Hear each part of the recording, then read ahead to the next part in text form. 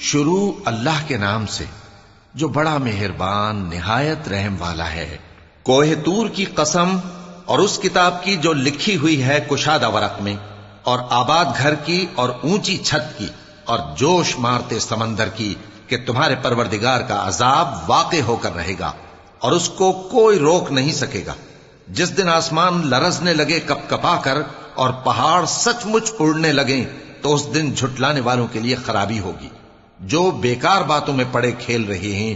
جس دن ان کو آتش جہنم کی طرف دھکیل دھکیل کر لے جائیں گے اور کہا جائے گا یہی وہ جہنم ہے جس کو تم جھوٹ سمجھتے تھے۔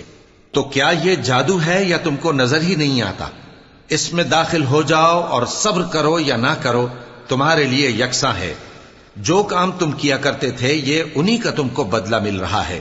جو پرہیزگار ہیں وہ باغوں اور نعمتوں میں ہوں گے، جو کچھ ان کے پروردگار نے ان کو بخشا اس کی وجہ سے وہ خوشحال ہوں گے، اور ان کے پروردگار نے ان کو دوزخ کے عذاب سے بچا لیا۔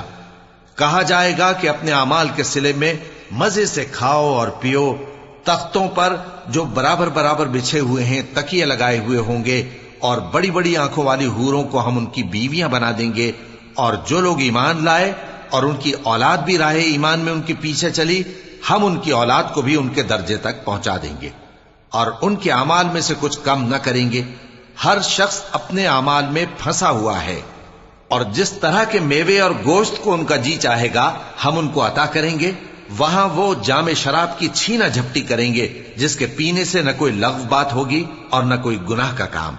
اور نوجوان خدمتگار جو ایسے ہوں گے جیسے چھپائے ہوئے موتی جو ان کے آس پاس پھریں گے، اور ایک دوسرے کی طرف رخ کر کے آپس میں گفتگو کریں گے، کہیں گے کہ اس سے پہلے ہم اپنے گھر میں اللہ سے ڈرتے رہتے تھے تو اللہ نے ہم پر احسان فرمایا اور دوزخ کی گرم ہوا کے عذاب سے ہمیں بچا لیا۔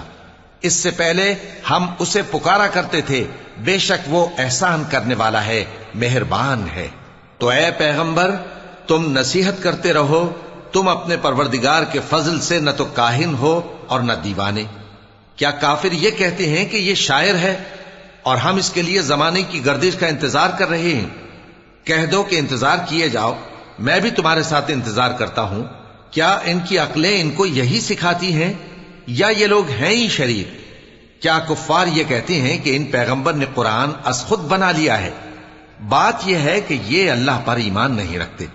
اگر یہ سچے ہیں تو یہ بھی ایسا کلام بنا لائیں۔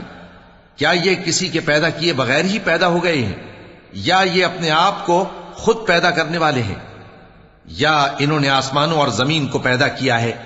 نہیں، بلکہ یہ یقین ہی نہیں رکھتے۔